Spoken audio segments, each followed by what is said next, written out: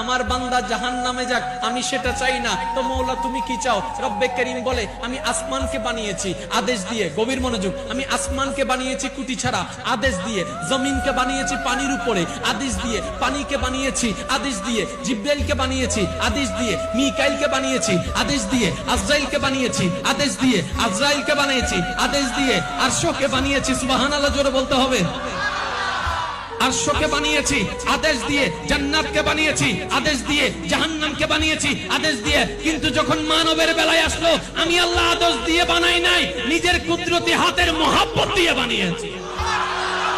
আমি চাই নাই মানুষ জাহান্নামে যাক। এবার আমলে বলে যে জাহান্নাম, আল্লাহর চাওয়া জান্নাত। লাগছে না ফেস? লাগছে না ফেস? জোরে বলেন লাগছে না ফেস? এবার জান্নাত জাহান্নামের ফয়সালা হবে কোথায়? হাসরে। যদি হাসরটা না হয়